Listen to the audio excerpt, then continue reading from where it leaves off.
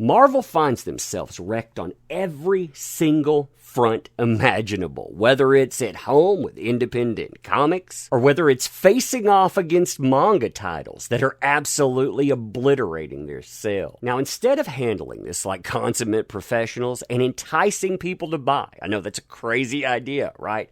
You have people like Dan Slott, one of the biggest pros right now when it comes to Marvel Comics. He's messaging people behind the scenes on Twitter. He's telling them who exactly they can follow. He's profaning them. He's blocking them. All of the things you expect from a company that is failing and beyond. Yeah, the trash fire, it keeps on burning. You and I, we're going to talk about that today. Fun times, huh? Fun times indeed.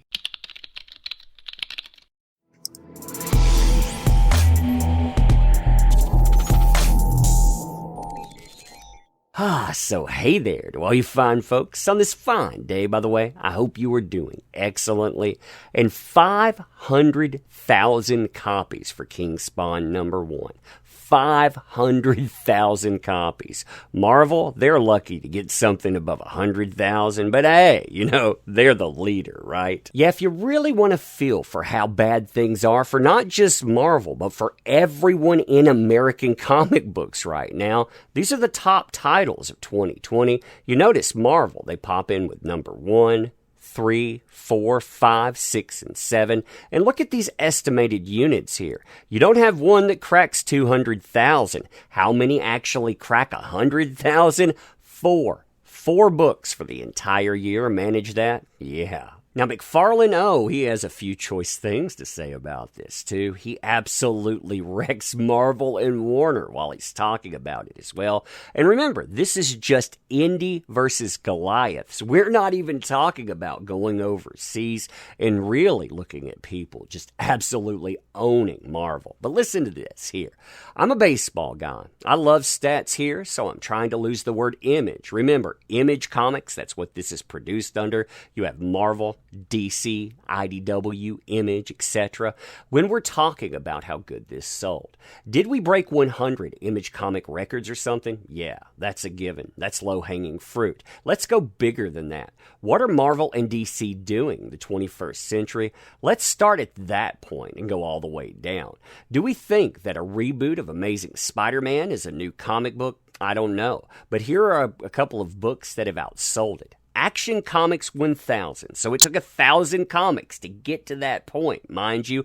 And Detective Comics 1000. Again, talking about 1,000 comic books to get to that point. And what else? There's only one more book, and that's 2014's Amazing Spider-Man relaunch. It's just weird to say that that was a new ongoing monthly for the 12th time. Then he adds this, which works right into the Dan Slott stuff we'll talk about in just a moment. Listen to this here, though. Is there anything from Captain America that beats this? No. Iron Man? No. Hulk? No. Thor? No. That's why I'm thinking Spawn beat the Avengers. And remember, all of those commodities have a large screen presence. They have been around forever, and yet they can't capitalize.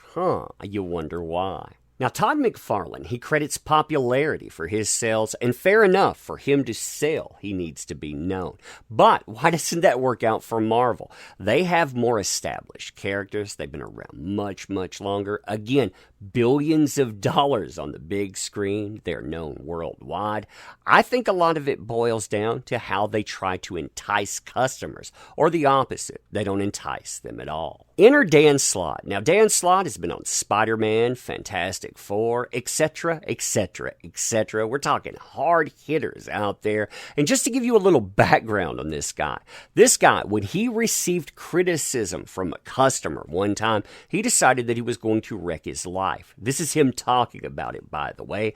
You should freeze on this and read it if you're so inclined.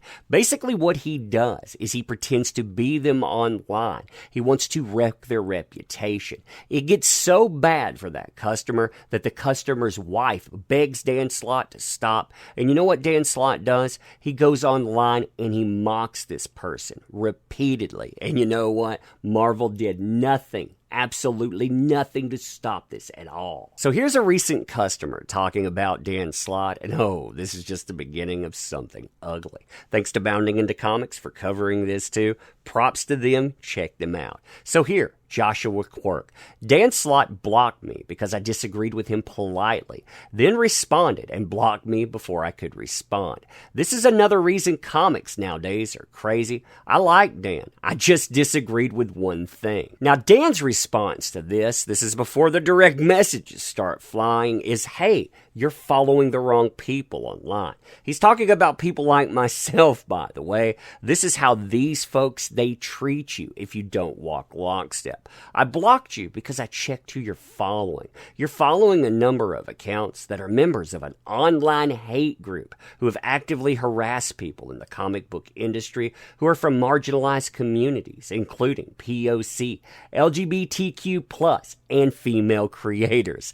Yeah, love that framing, don't you? Now, supposedly, all of this is done with until Dan Slott, he doesn't like the fact that, well, that guy, he talks to somebody else. Then Dan Slott, he tries to intimidate him behind the scenes, telling him who exactly he has to be, or else. You can see this conversation here. It gets nasty too, because that's who these people are. I mean, again, remember Dan Slott, he pretended to be a customer. He tried to destroy his life. He had to have somebody beg on his behalf. Yeah, that's the guy that's calling other people a hate group. He tries to say things like they're connected to the Proud Boys, which is absolutely crazy. And then he says, you're following these people, and that it doesn't balance out. This isn't a math equation when you follow other people. Quote, you don't balance that out by also following Chip Zdarsky, John Suntrys. This isn't some kind of algebra equation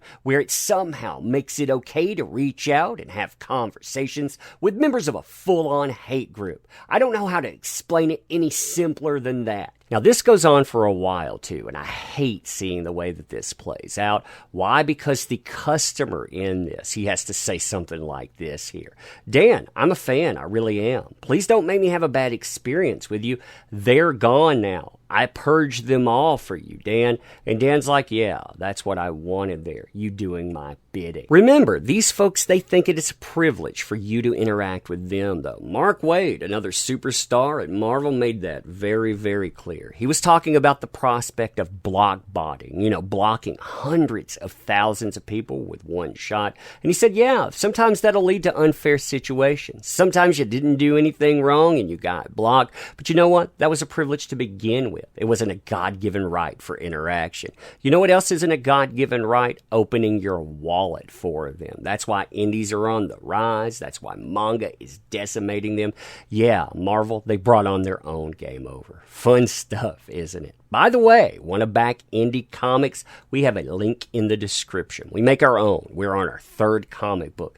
This is what we have to do. We have to create our own businesses. We have to go around these folks because it isn't a privilege to interact with us. It's a privilege that we're able to go out and create it all.